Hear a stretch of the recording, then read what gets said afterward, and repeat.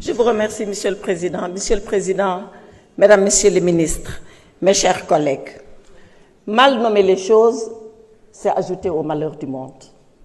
Monsieur le ministre, ces mots ne sont pas de moi.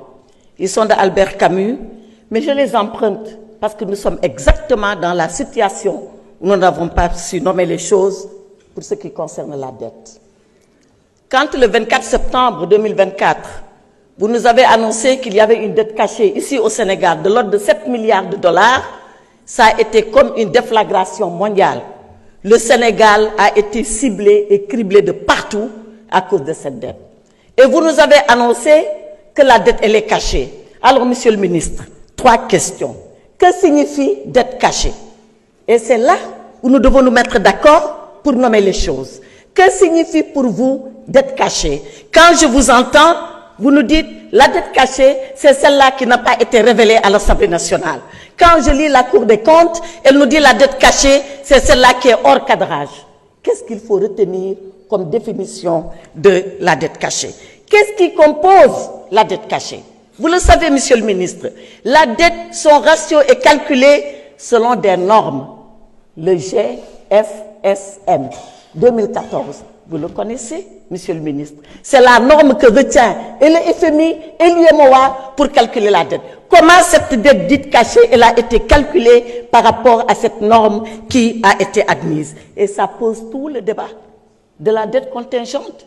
Est-ce que dans cette dette dite cachée que vous retenez, il y a la dette du secteur parapublic en général, là où l'État du Sénégal a une participation publique majoritaire comme minoritaire? Tout le monde sait que lorsque cette dette contingente n'appelle pas la garantie de l'État du Sénégal, elle n'est pas calculée dans la dette totale de l'État.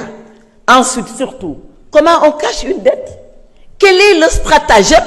Quel est le subterfuge par lequel la dette se cache? Monsieur le ministre, je suis une personne physique.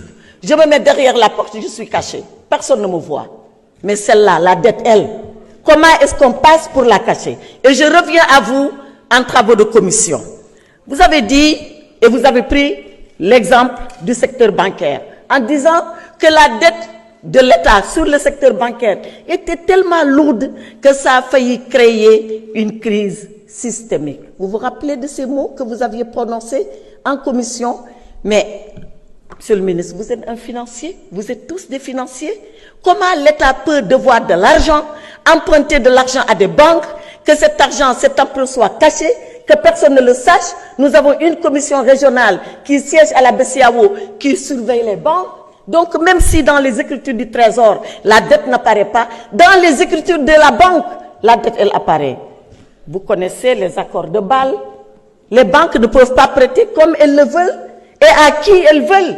Donc les banques sont surveillées. À supposer que le Trésor fasse n'importe quoi, n'importe comment, à partir des livres des banques, à partir des écritures des banques, nous savons ce qui se passe. Donc on ne peut pas cacher la dette, surtout la dette bancaire comme vous l'avez dit. Donc le débat persiste. Pourquoi il persiste? Parce que vous nous cachez les documents. Donnez les documents et on débattra à armes égales, pied à pied, et on vous dira là où nous ne sommes pas d'accord. Et on vous dira voilà pourquoi nous ne sommes pas d'accord. Sortez les rapports cachés, le rapport de Mazars, et nous en terminerons avec ce débat. La solution, et je termine. Est-ce que vous nous cacherez la solution après les rapports? J'imagine que non. Pour la solution, elle vous revient à vous. Mais Monsieur le ministre, permettez-moi de vous dire ce que vous ne devez pas faire avec la solution. Vous saurez ce que vous ferez, vous, avec la solution. Ce que vous ne devez pas faire, c'est le crédit à outrance. Vous êtes en train d'emprunter à tout va 4 000 milliards d'emprunts selon Ecofin. C'est pas de moi, c'est Ecofin qui le dit. Aujourd'hui, 42% de nos emprunts sont détenus par les banques ivoiriennes. Pour des souverainistes, ça doit faire mal quand même à la fierté. Donc, moins d'emprunts, soyez prudents.